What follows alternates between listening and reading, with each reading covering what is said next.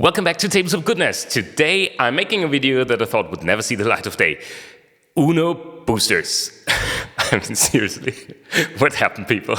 This all started out as an April Fool's joke where I thought I'm gonna do like an, Uno unboxing at some point and talk about how it has TCG elements and so on and so forth, which it obviously doesn't. But here we are in 2025, and we got Uno boosters now, or Uno add-ons as they call it, right?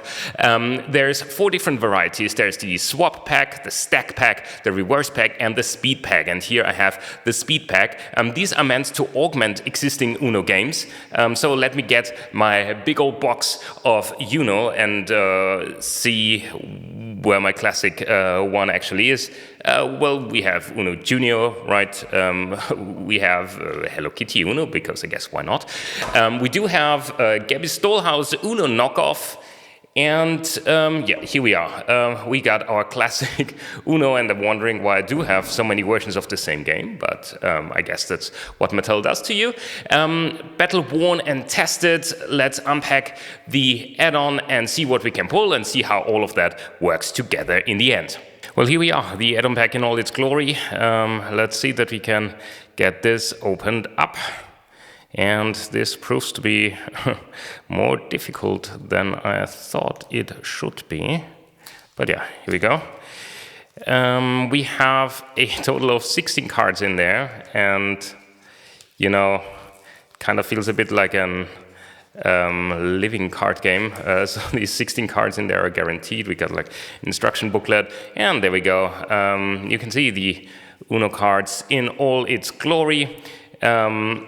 We do have these fast forward signs here. So with this expansion, basically, you do start at level 1, which means every turn, every player has to basically discard or play a card. And if they can't do that, then they have to draw a card.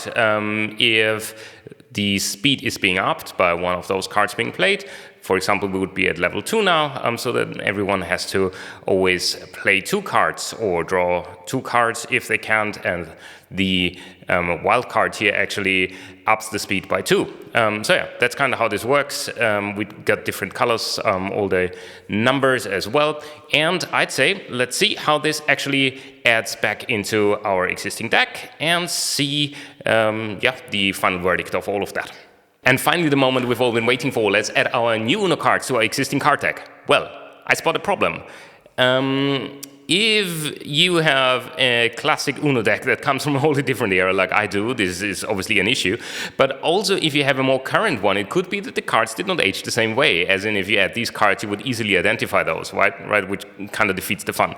So what can the card player actually do? Well, we could sleeve this deck with opaque sleeves at that as well, which would make this deck absolutely massive in size and kind of defeats the purpose of an otherwise relatively cheap game.